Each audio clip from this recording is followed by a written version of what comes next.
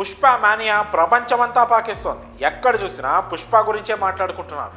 December 5న ఎప్పుడెప్పుడు వస్తుందా అని అంతా వేయి కళ్ళతో ఎదురు చూస్తున్నారు. మొన్నటి వరకు లాస్ట్ మినిట్ వర్క్స్లో బిజీగా ఉన్న సుకుమార్ కూడా ఇప్పుడు వర్క్ ఫినిష్ చేసుకొని ఫ్రీ అయ్యాడు.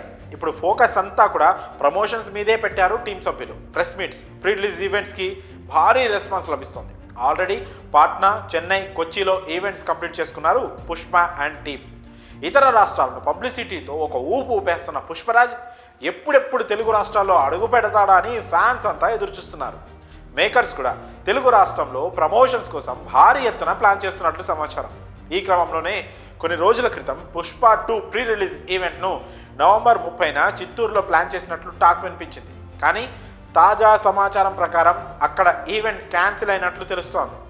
తెలుగు రాష్ట్రాల్లో జరగాల్సిన ప్రీ రిలీజ్ ఈవెంట్ను హైదరాబాద్లో నిర్వహించనున్నట్లు సమాచారం. ఈ ఈవెంట్ను డిసెంబర్ 1న కండ్లకోయలోని మల్లారెడ్డి కాలేజ్ గ్రౌండ్లో ఏర్పాటు చేయనున్నారట మేకర్స్.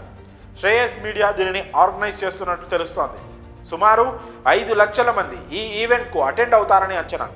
ఈ ఈవెంట్కు చీఫ్ గెస్ట్గా ఎవరు వస్తారన్నది మాత్రం ఇంకా క్లారిటీ లేదు. అయితే దాదాపు ఇప్పటి వరకు ఈవెంట్స్ అన్నింటిలో కూడా బన్నీ ఒక్కడే మాట్లాడడం జరిగింది. కానీ మొదటిసారి హైదరాబాద్లో జరగబోయే ఈవెంట్కు సుకుమార్ కూడా అటెండ్ అవుతున్నాడట.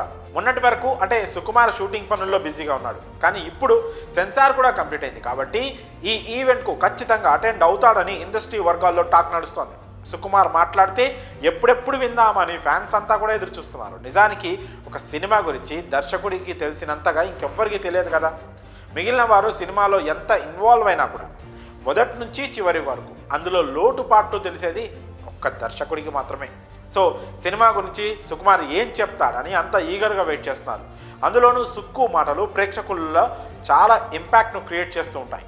కాబట్టి ఈసారి హైదరాబాద్లో జరగబోయే భారీ ఈవెంట్ ఇప్పటి వరకు జరిగిన ఈవెంట్స్కు మించి ఉంటుందని చెప్పడంలో ఎలాంటి సందేహం లేదు. ఈ ఈవెంట్లో ఎలాంటి పరిణామాలు చోటు చేసుకుంటాయో చూడాలి. మరి ఈ అప్డేట్పై మీ అభిప్రాయాలను కామెంట్స్ రూపంలో తెలియజేయండి.